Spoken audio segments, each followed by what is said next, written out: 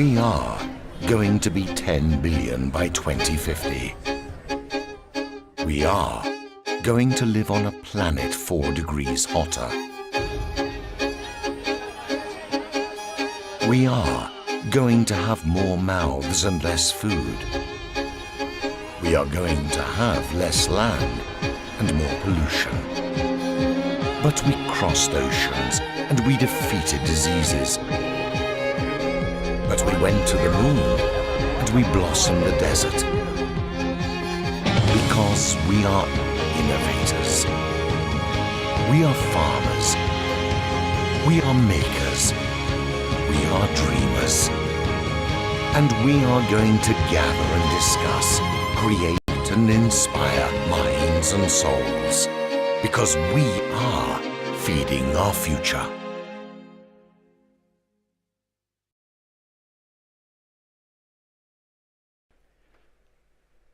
"14 million square kilometers.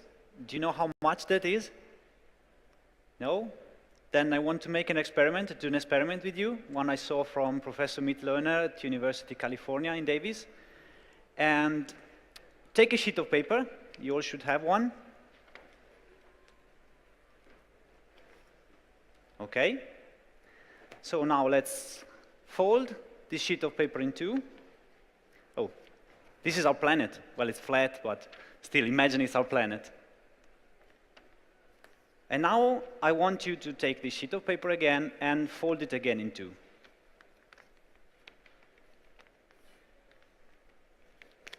Okay?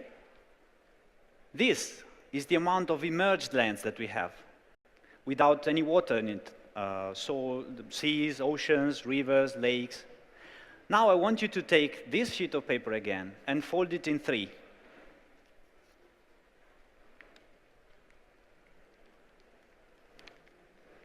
Okay. This is the amount of agricultural land that we have, including marginal lands, pastures, and the agricultural land where we grow our food. Now I want you to take this sheet of paper again and fold it again in three.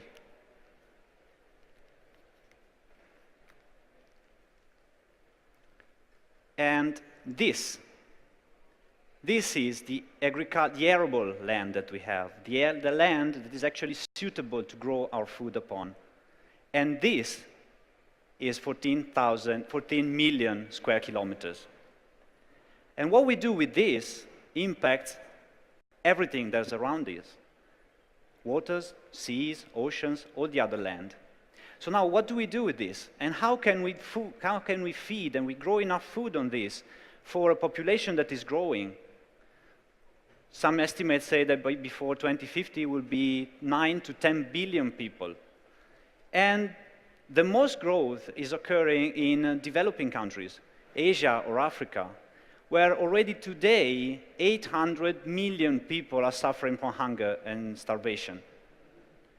So how can we feed everybody? How can we bring enough food? Or how can we teach those populations to grow enough food for their own sustainability, for their own sustenance?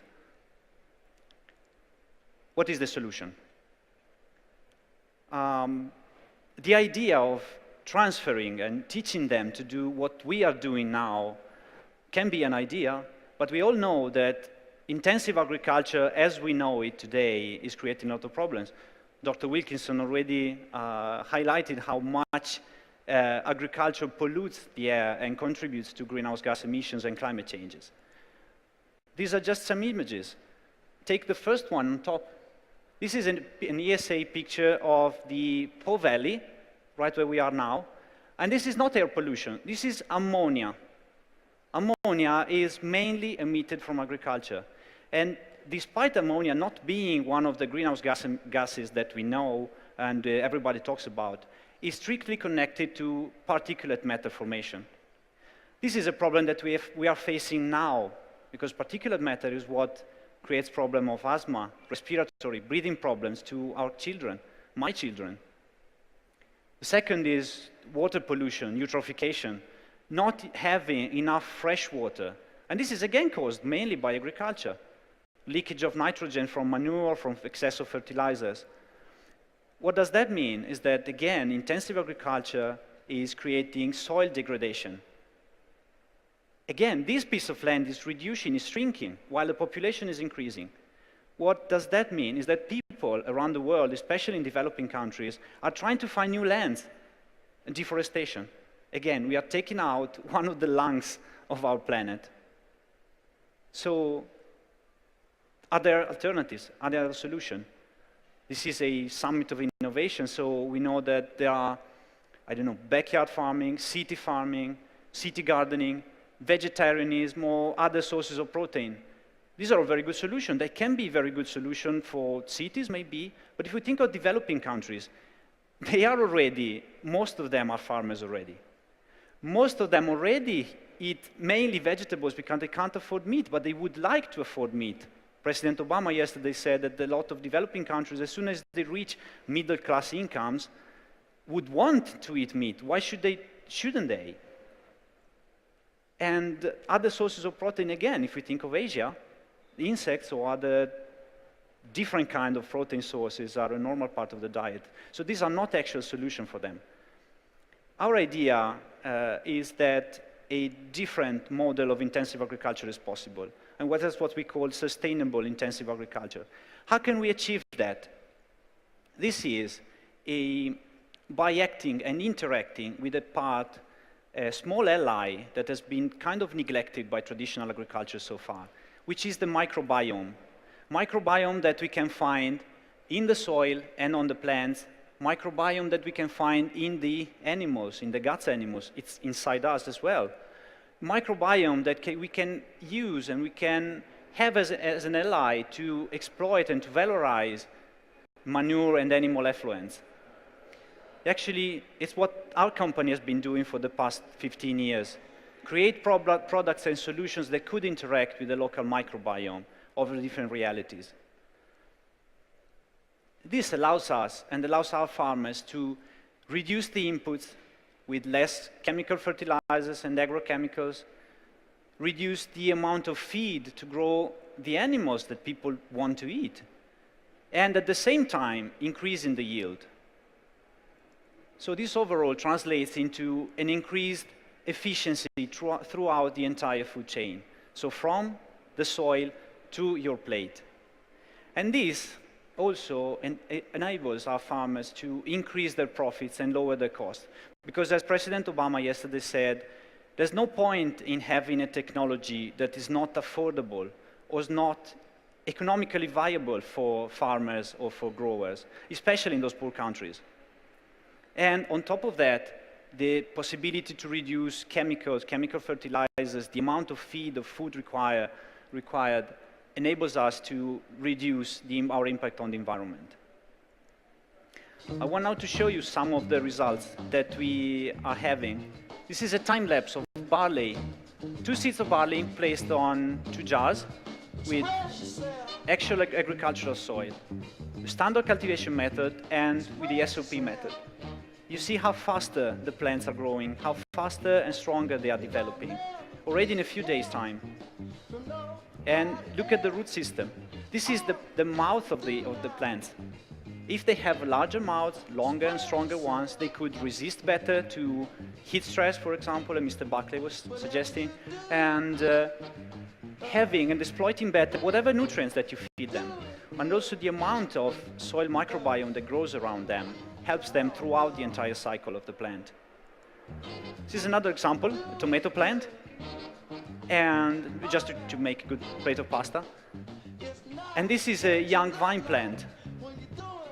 Again, a new time lapse. On 60 days, you could see how faster the new blooms are blossoming, the new leaves are sprouting. And again, by exploiting the ability of the soil microbiome to convert whatever nutrients the plant needs into a form that is stable, that is there, that is not going to leach into fresh water, groundwaters, creating all the troubles that we've seen before. Of course, we need to feed the plant, but we can feed them less. The results are incredible. And the thing is, once the plant feels that the environment around it is healthy, is stronger, is full of nutrients, then it simply grows better.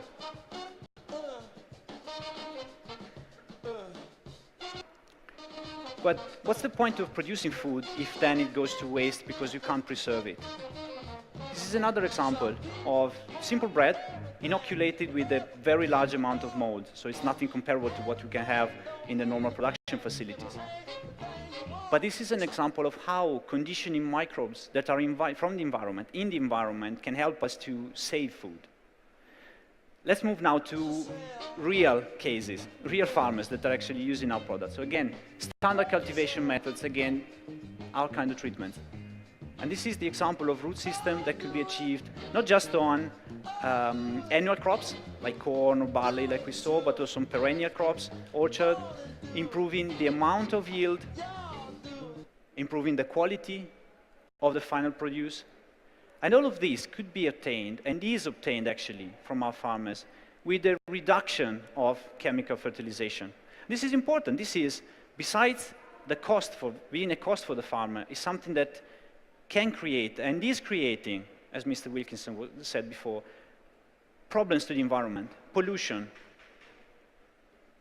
33% in the first year compared to the standard cultivation. 55% in the second year, and up to 60% in the third year, compared to standard cultivation, to obtain actually even a better production. So this does not come at the expense of production, and does not come at the expense of the farmer's profitability. These are other examples. Mr. Buckley correctly said that milk and beef and meat are one of the main polluting sectors for our world. So what if we can increase the productivity of meat and milk with the same resources we have, both in milk and in meat? And this is done in the Po Valley again. This is one of the most productive areas in the world for milk. We're not talking about India, where the milk production per cow is actually 5 liters, not 35.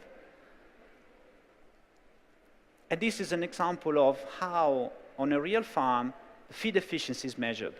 These cows are simply eating less for producing the same amount of milk that this farmer is supposed to be, giving again a saving in cost for the farmer and a saving of cost for the environment. At the same time as well, conditioning the microbiome from the manure, we could also reduce the emission gases that come from that. And it's all a microbial activity. If we can condition the microbial activity like this, we could reduce the emissions. Ammonia, like we saw in the Po Valley, ammonia that comes from the manure. Actually, with Professor Mitlone, we are studying also what the impact of our product, and certifying that, what can impact of our product have on the greenhouse gases. Also, at the end of the presentation, I would invite you, everybody, to sniff some of the cow manure that we placed just close the exit.